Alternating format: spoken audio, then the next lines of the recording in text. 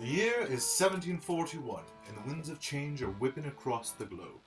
Great Britain, still riding the crest of maritime dominance after the War of Spanish Succession, finds itself embroiled in a web of tense alliances and simmering conflicts.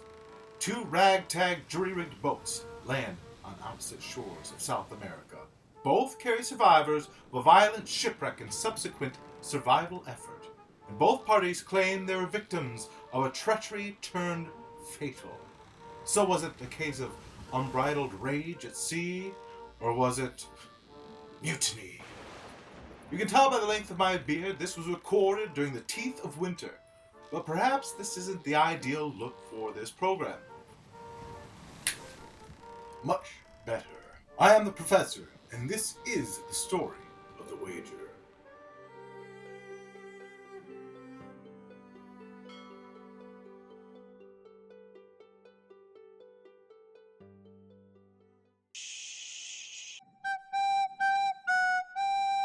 늘었네? 그래. 날 때 됐는데. 이제 난다. Trigger warning, I'm gonna say it now, lest you think it's a spoiler. David Grann's name is on the cover of the book, and murder is what he does best. It is true crime fit for the history classroom. Somebody, I won't say who, takes a bullet to the head.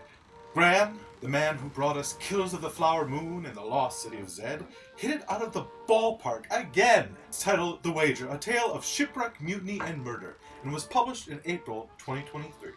It immediately became a New York Times bestseller and received critical acclaim for its vivid storytelling and historical research. We begin with a man called Captain Cheap, and yes, that is his real name.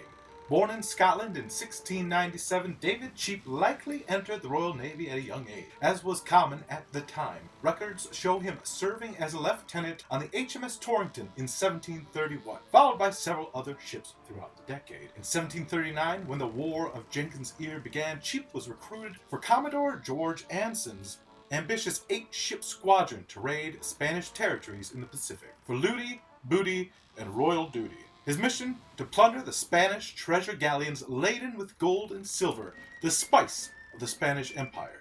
And the spice must flow. Cheap initially served aboard the HMS Centurion, Anson's flagship, but was quickly promoted to captain of the HMS Wager after several untimely, we'll call them consequential resignations. The Wager was a 6th-rate 20-odd gun man-of-war named for Admiral Charles Wager, who, funny enough, sponsored the mission. The embers of the War of Jenkins' Ear, ignited by the dramatic tale of Captain Robert Jenkin and his severed ear, cast a long shadow over Anglo-Spanish relations. I do hope to do a separate video on this bizarre conflict that began with a man's ear, and when I do, there'll be a link placed above. I forget which corner it's in. Anson's mission put Captain Cheap playing a role somewhere between Indiana Jones and Davy Jones. But the South Pacific is no playground. The hard waters of South America's Cape Horn batter and cripple the poor vessel, and the ship resembles a patchworked Swiss cheese. And though tirelessly they work, they fall behind the squadron. Captain Cheap and his crew push their vessel onward, but the fickle hand of fate intervenes. A biblical maelstrom descends upon them. Tossed and battered, their ship groans under the relentless assault of wind and wave, until inevitably it crawls too close to shore and succumbs. The once proud vessel is reduced to splinters, broken on the rocks by the turbulent breakers of the Chilean coast, and Captain Cheap and his men find themselves unceremoniously deposited on a deserted island. This is where our story truly begins.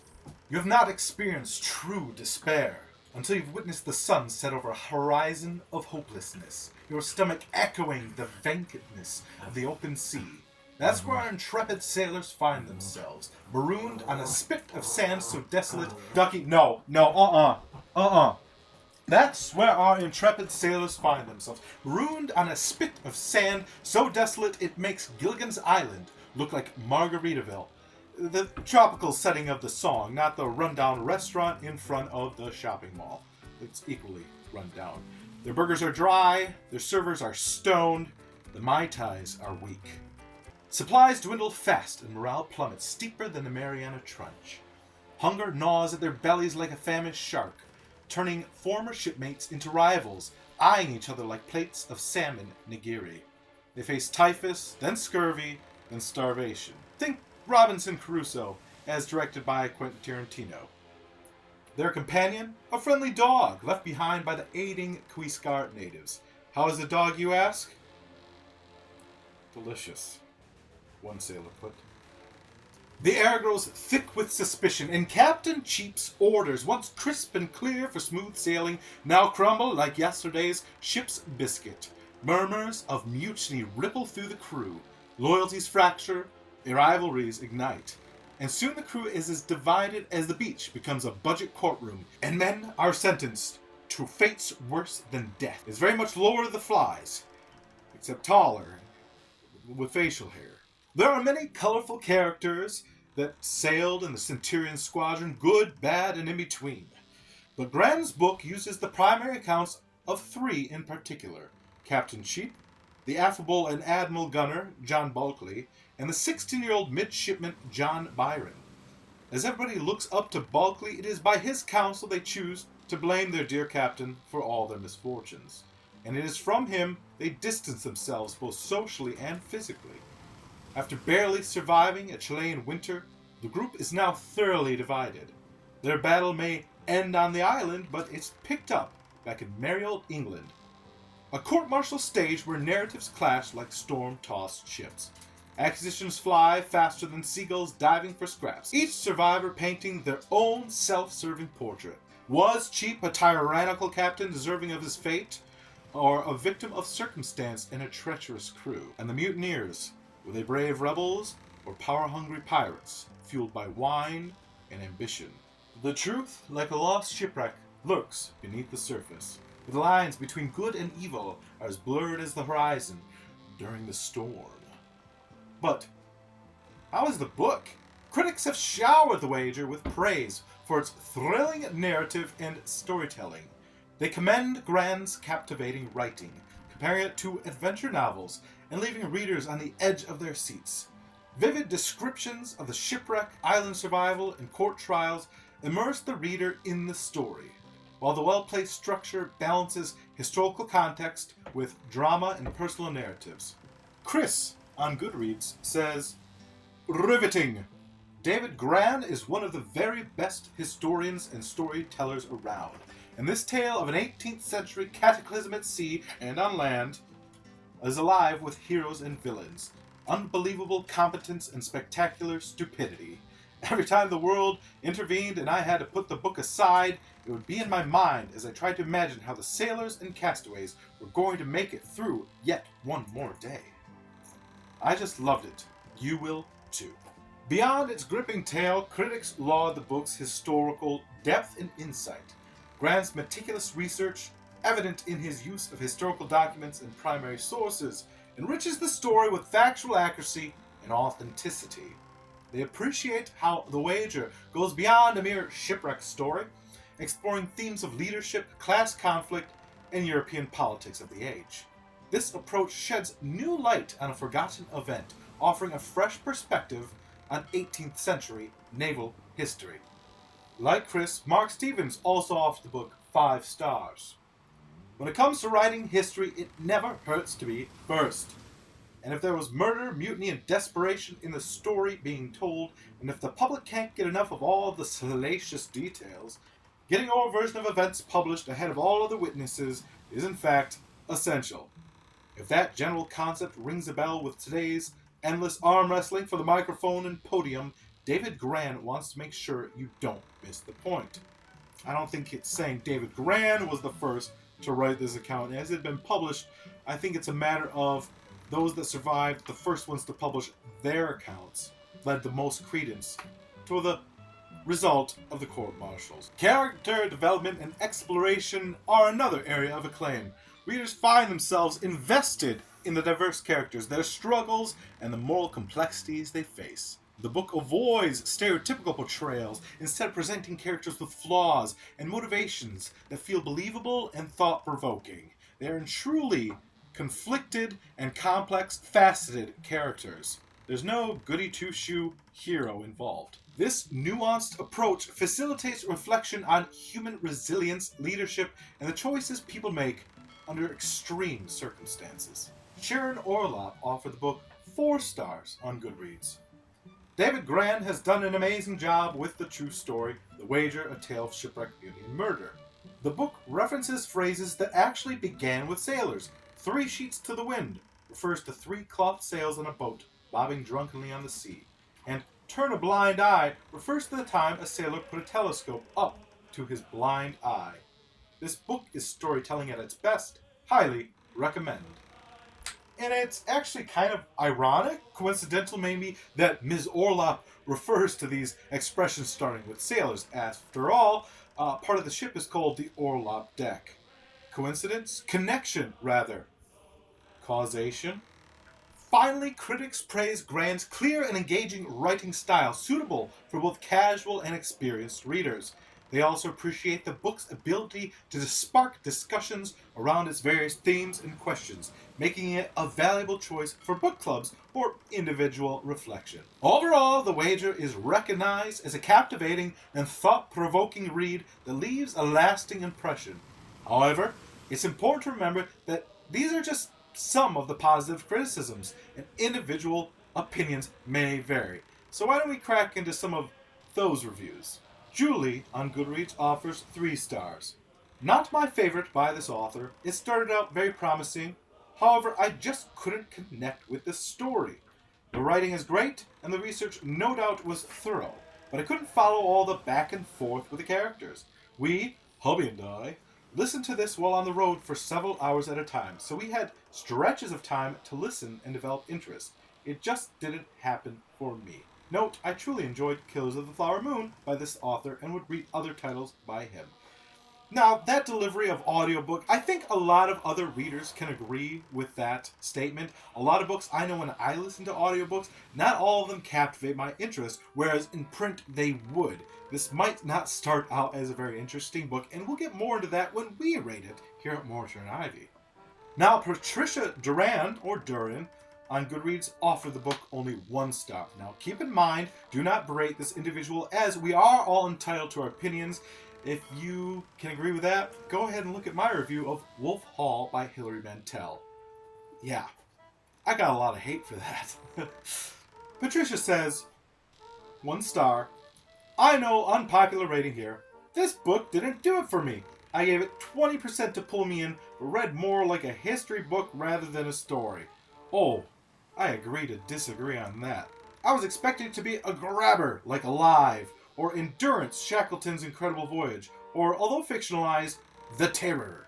I thrive on a good story, but this format wasn't my favorite, and considering how many books I'd like to read in my lifetime, I have no shame in skipping this one. That's fine, Patricia. It's not for everybody, although a lot of people disagree and believe that it's actually very readable considering the context and the material. Not all history reads like a fun murder mystery. In fact, why don't we go ahead and read a portion? You be a judge yourself. The copy that I read was a library book, and I had to return it because it was new and popular, so I have provided a facsimile. And then the clouds blackened, blotting out the sun. The winds began to wail, and angry waves emerged from nowhere, exploding against the hulls. The ship's prows, including the Centurion's red-painted lion, plunged into the deep hollows before rearing upward pleadingly toward the heavens. The sails convulsed, and the ropes whipped, and the hulls creaked as if they might splinter. Although the other ships gradually made headway, the Wager, loaded with cargo, was caught in the furious currents and was being driven eastward as if by some magnetic force towards Staten Island. She was on the verge of being dashed to pieces. Not everybody can do that. Least of all, a historical account fit for classroom textbook. As this is a Mortar and Ivy review, we have to measure this book to the criteria put forth. Readability. Despite its historical and scholarly nature, Grann does not present the book in the vein of a college textbook. I think I just mentioned that fact. He uses plenty of verified primary sources and presents all of the necessary facts, but the book reads very entertainingly. My only criticism is how long it takes for the narrative to take off. I think by page 32, the boats were still in the harbor, having just received a fresh coat of paint and awaiting more invalid crew members that had no business being there.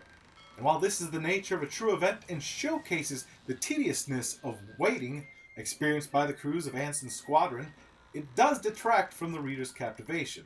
This is but a trifle overdone, and 4 stars of 5 are still awarded for readability. Infectivity. Does the author infect you with the passion? David Grann loves these historical accounts of murder and mystery, and every reader ought to realize this by now. This story is no exception, and in my opinion there's more excitement perceived here than in Killers of the Flower Moon.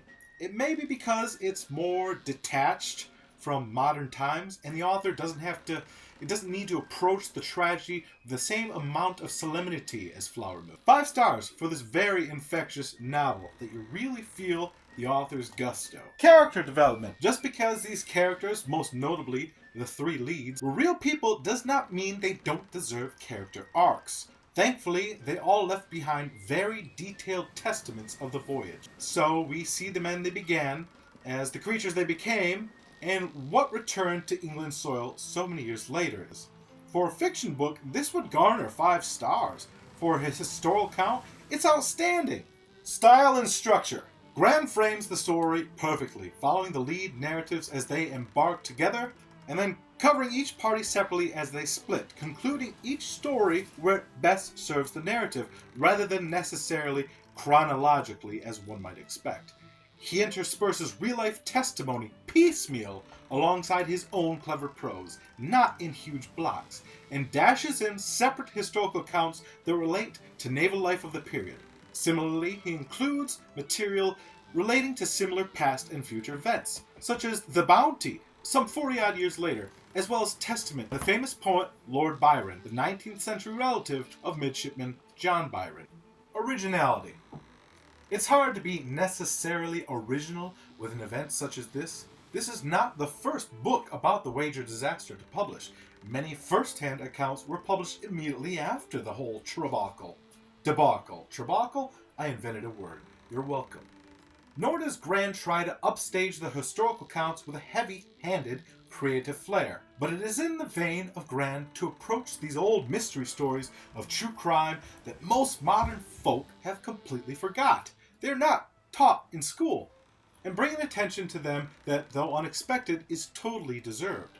5 stars for originality, and an aggregate 5 stars to The Wager by David Grann. 2 stars to the Margaritaville in front of West Course Mall. I have been the Professor. You're always welcome in my corner of the cold, deserted aisle.